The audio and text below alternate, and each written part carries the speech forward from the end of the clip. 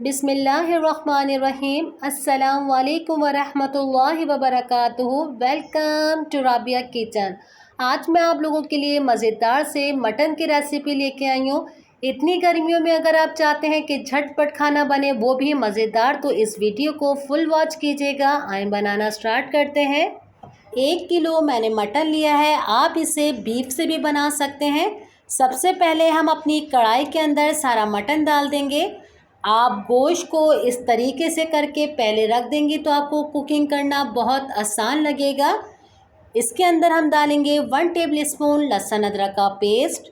1.5 गिलास हम इसके अंदर पानी का डालेंगे। 1 चम्मच हम इसके अंदर नमक डाल देते हैं और इतनी देर के लिए हम इसे रखेंगे कि गोश्त हमारा बेहतरीन सा गल जाए। 2 प्याज को मैंने चॉप कर लिया है। 4 टमाटर लिए हैं, इसे भी हम चॉप कर लेंगे।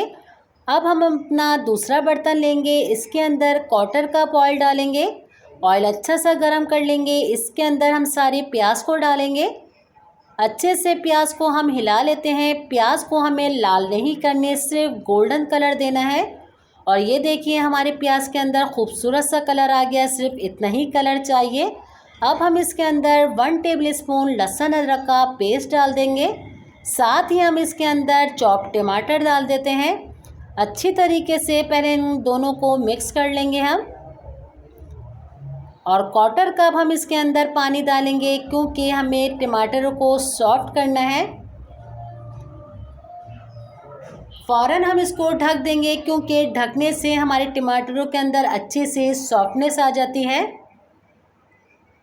जब तक हम अपने गोश्त को भी देख लेते हैं।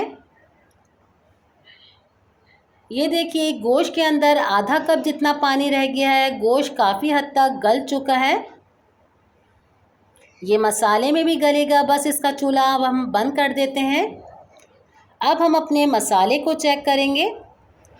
ये देखिए ढकने से कितनी अच्छी सॉफ्टनेस आती है। सिर्फ मैं स्पून लगा रही हूँ। टमाटर अच्छे से घुल चुके हैं इसके अंदर। ये छोटी छोटी चीज़ें आप नोट करते रहा करें। अब हम इसके अंदर सीजनिंग करेंगे। 1/2 टीस्पून कुटी हुई लाल मिर्चें डालेंगे। 1/2 टीस्पून कुटी हुई काली मिर्चें। 1/4 टीस्पून हल्दी जाएगी इसके अंदर। 1/4 टीस्पून नमक डालेंगे क्योंकि 1 टेबलस्पून मैंने बॉईल करने में डाला है। अब सब चीज़ों को अच्छे से हम मिक्स कर लेते हैं। हर रेसिपी मेरी आपके लिए इतनी आसान होती है। बनाया करें, फीडबैक दिया करें। आपके फीडबैक का मुझे इंतज़ार रहता है।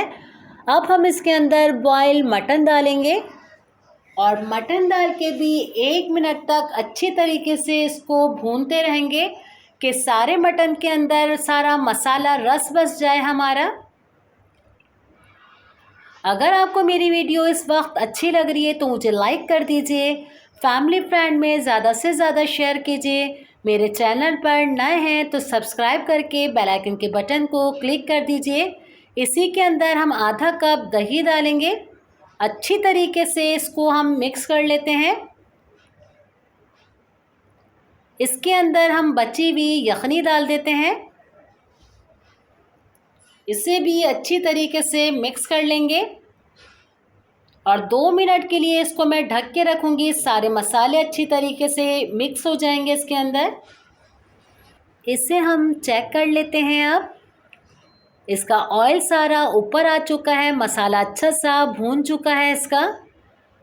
1/4 कप जितना मैं इसके अंदर पानी डालूँगी। आपको जितना इसके अंदर 1 गिलास पानी डालना है, बिल्कुल आप इस तरीके से रख सकती हैं जितना शोरबा रखना है क्योंकि ये चपाती के साथ बहुत ज़बरदस्त लगता है। एक उबाली आने तक इसको चूल्हे पे रखेंगे। इसी के अंदर 1/2 टीस्पून कुटा हुआ साबुत धनिया डालेंगे। 1/2 टीस्पून इसके अंदर हम ज़ीरा पाउडर डाल देते हैं। 1/4 टीस्पून पिसा हुआ गरम मसाला पाउडर। और इसी के अंदर हम कटी हुई अदरक और हरी मिर्चें छोड़ देंगे। हरी मिर्चें इस वक्त डालने से इतना अच्छा फ्लेवर आता है। बस हम इसका चूल्हा अब बंद करेंगे। इसे डालने के बाद हम ज़्यादा नहीं पकाते हैं क्योंकि इसका कलर ख़राब हो जाता है। अब हम इसको डिश में निकाल लेते हैं और डिश आउट करते हैं इसे। उम्मीद करती हूँ आज की रेसिपी आपको मेरी अच्छी लगी होगी। इंशाल्लाह ऐसे ही नई रेसिपी के साथ फिर हाजिर होंगे। अपना बहुत ज़्यादा ख्याल रखिएगा। मेरी फैमिली के लिए, मेरे लिए बहुत ज़्यादा दुआ कीजिएगा। अल्लाह हाफ़िज़।